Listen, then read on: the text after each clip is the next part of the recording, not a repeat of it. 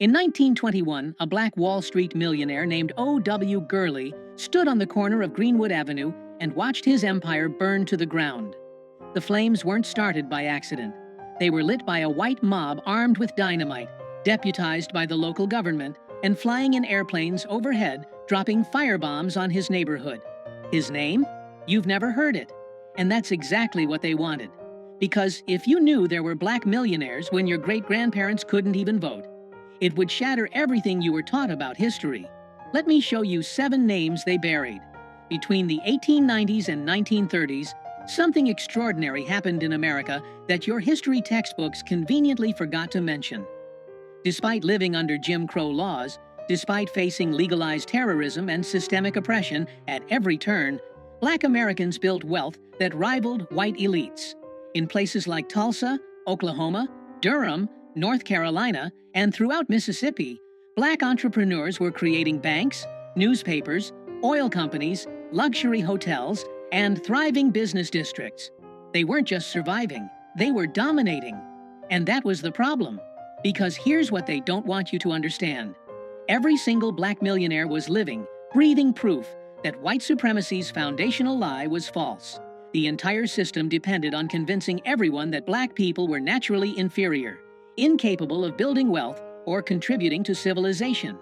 But when Black Wall Street had more millionaires per capita than most white neighborhoods, when black women were out-earning white businessmen, when former slaves were becoming landowners and philanthropists within a single generation, that lie fell apart. So the system did what it always does when threatened. It responded with violence, with legislation, and most insidiously, with erasure. They burned the towns. They drove out the families. They stole the land. And then they wrote the history books as if none of it ever happened. Let's start with the woman who became so successful that white historians literally couldn't handle it. Madam C.J. Walker was born Sarah Breedlove in 1867 to parents who had been enslaved on a Louisiana plantation. She was orphaned by 7, married by 14, and widowed by 20 with a young daughter to feed. She worked as a washerwoman, making barely $1 a day, and she was losing her hair from the stress and the harsh chemicals in the hair products available to black women at the time. So she did what entrepreneurs do. She saw a problem and created a solution. Walker developed her own line of hair care products, specifically for black women, and built a door-to-door sales network that would make modern MLM companies look like lemonade stands. By 1910, she was employing thousands of black women across the country, giving them financial independence and purpose in an era when their options were domestic work or nothing. By 1919, she was worth over $1 million, making her America's first self-made female millionaire. Not the first black female millionaire. The first female millionaire, period. She bought a mansion in upstate New York, right next to John D. Rockefeller's estate, just to prove that black excellence belonged everywhere white wealth did. But here's what they did to her legacy. For decades, white historians either erased her completely or credited her success to everyone except her. They said her white lawyer really ran the business. They claimed she just got lucky. Some textbooks mentioned her in a single sentence, if at all, because acknowledging that a black woman born into slavery had out-business, personed the captains of industry, would require admitting something they couldn't afford to admit. And it gets worse, because while Walker was becoming famous, there was another black woman who was even richer, and history buried her so deep that most people have never heard her name at all. Annie Malone was born in 1869 in Illinois, orphaned as a child, and built a hair care empire called Poro that made Madam C.J. Walker's company look small. At her peak, Malone was worth an estimated $14 million. She employed 75,000 people worldwide. She owned an entire city block in St. Louis that housed her factory, a school, a theater, and apartments for her workers. Walker actually got her start as one of Malone's sales agents before striking out on her own.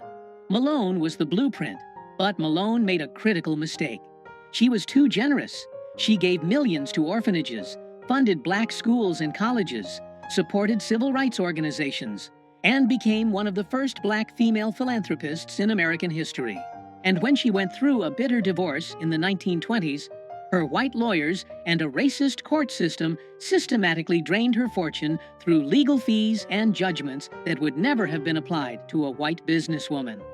By the time she died in 1957, most of her wealth was gone, and history had erased her name so thoroughly that the innovations she pioneered were credited to others.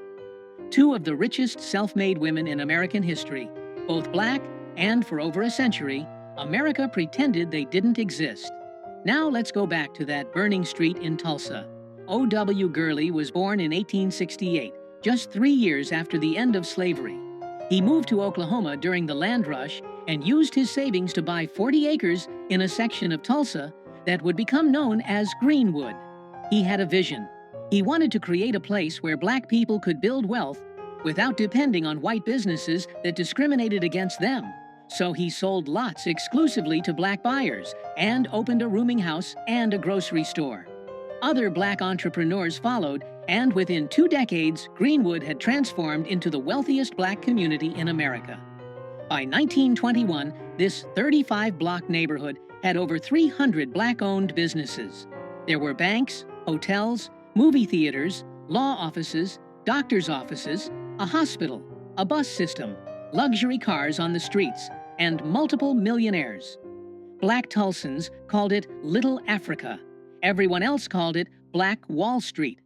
A newspaper at the time described it as having more than a dozen churches, 5 hotels, 2 theaters, a library and a hospital, schools, law offices, a half-dozen grocery stores and as many restaurants, its own bus and taxi service, its own water system, and over 300 other commercial establishments.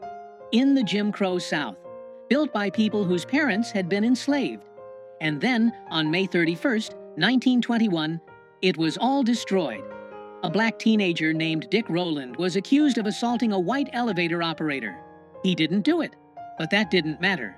A white mob of thousands, many of them deputized by law enforcement, attacked Greenwood with guns, torches, and, according to eyewitness accounts, airplanes that dropped incendiary devices on buildings and fleeing families. Over 300 black people were murdered. 10,000 were left homeless. 35 blocks were burned to ash.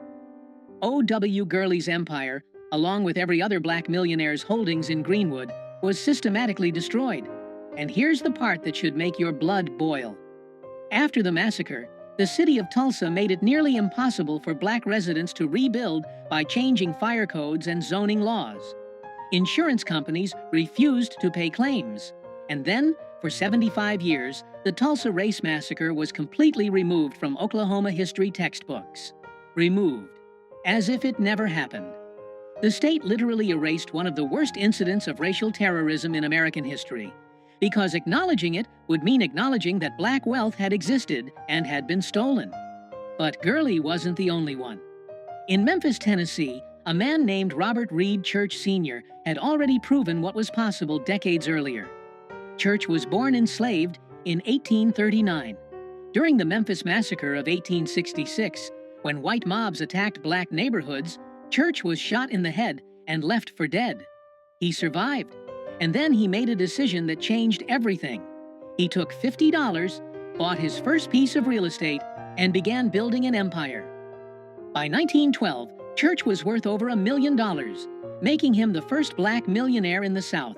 He owned saloons, real estate throughout Memphis, and eventually opened Solvent Savings Bank, one of the first black-owned banks in America. But his greatest achievement was what he did when Memphis tried to segregate all public spaces and deny black citizens access to parks and gathering places. Church didn't protest. He didn't beg for inclusion. He spent $100,000 of his own money and built Church Park and Auditorium, a massive complex that became the cultural center of Black Memphis. Presidents spoke there. Booker T. Washington spoke there. Church's message was clear. If you exclude us from your world, we'll build a better one ourselves. His daughter, Mary Church Terrell, became one of the first black women to earn a college degree and a pioneering civil rights activist. But for decades, mainstream American history barely mentioned the Church family because their success undermined every narrative about black people needing white benevolence to succeed. They had done it themselves, with no help, in the face of violent opposition. Then there's the woman who might have been the richest of them all, and whose story is so deliberately obscured that historians are still piecing it together. Mary Ellen Pleasant was born around 1814, possibly into slavery, possibly free. What we know for certain is that by the 1850s, she was in San Francisco working as a cook and investor, and she was secretly one of the wealthiest financiers in the city. Some estimates put her fortune at $30 million in today's money. She used that money to do something extraordinary. She funded John Brown's raid on Harper's Ferry. Yes, that John Brown, the abolitionist who tried to start a slave rebellion. Pleasant gave him $30,000, making her one of the largest financial backers of armed resistance to slavery. After the Civil War, Pleasant sued San Francisco streetcar companies for racial discrimination and won in 1866, 90 years before Rosa Parks. She fought for civil rights in court while building a business empire in real estate and boarding houses. But when she got into a legal battle with a white business partner who betrayed her, white newspapers launched a smear campaign calling her a voodoo queen and a witch. Racist courts sided against her repeatedly, and her fortune was systematically stolen through legal manipulation. By the time she died in 1904, history had forgotten her name almost entirely. The mother of civil rights in California, erased. In Birmingham, Alabama, a man named A.G. Gaston was born in a log cabin in 1892 to parents who had been enslaved. He started with nothing. He sold firewood and peanuts as a child, worked in the coal mines as a young man, and then began building what would become Birmingham's black business empire. Gaston founded an insurance company, a funeral home chain, a motel, a bank, and multiple other ventures. At his death in 1996 at age 103, he was worth $130 million. But Gaston's story isn't just about wealth, it's about resistance. During the height of the civil rights movement in 1963, when Dr. Martin Luther King Jr. came to Birmingham to lead protests, Gaston's motel became the headquarters for the entire campaign. Movement leaders stayed there. Strategy sessions happened there. And when white terrorists bombed the motel in an attempt to kill King and destroy the movement, Gaston rebuilt it. He understood that black wealth wasn't just about money. It was about having the resources to fight back, to provide safe spaces, and to fund the struggle for freedom. That's why they tried to erase these stories. Because black millionaires weren't just rich. They were dangerous to white supremacy. And finally, there's Biddy Mason, whose story might be the most incredible of all. Mason was born enslaved in Mississippi in 1818. In 1848, her master converted to Mormonism and decided to move to California, and he forced Mason to walk the entire 2,000 miles behind his wagon train, herding cattle while caring for her 3 daughters.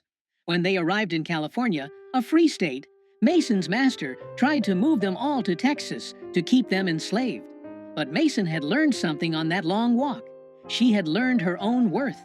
She sued for her freedom in 1856, and she won. With no education and no resources except her skills as a nurse and midwife, Mason began buying property in Los Angeles. Piece by piece, block by block.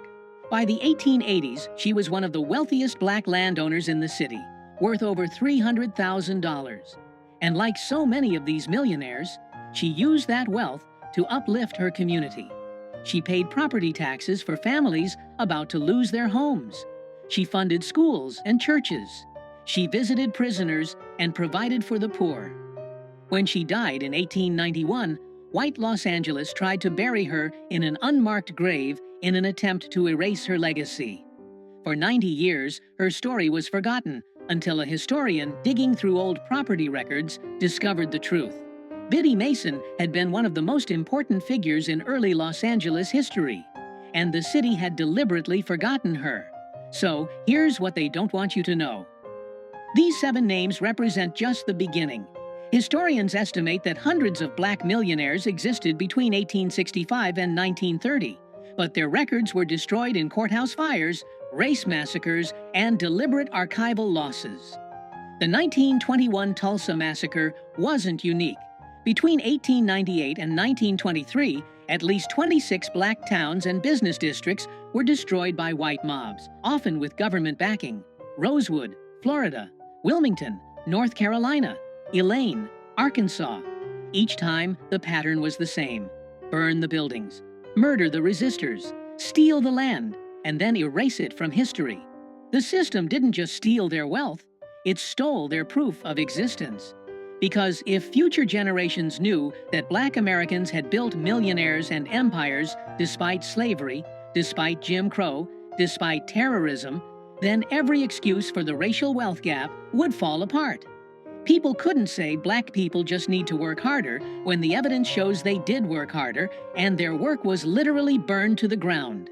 They couldn't claim black people have no history of business success when the evidence shows they built thriving business districts that were systematically destroyed. The erasure wasn't an accident. It was the policy. So why does this matter now? Because every time someone suggests that black Americans are responsible for their own poverty, they're repeating a lie built on mass graves and erased history books. Black Americans did build wealth. They built it against impossible odds. And when they succeeded, the system destroyed it and then pretended it never existed. The racial wealth gap isn't the result of lack of effort or ability. It's the result of domestic terrorism, legal theft, and historical erasure. Madam C.J. Walker, O.W. Gurley, Robert Reed Church, Mary Ellen Pleasant, Annie Malone, A. G. Gaston, Biddy Mason. Say their names, share their stories, learn about the hundreds more who were erased. Because the greatest threat to oppression has always been remembering what they tried to make us forget. These 7 people proved that black excellence isn't new. It's been here all along. They just burned the receipts and hoped you'd never ask questions. But now you know, and knowing changes everything.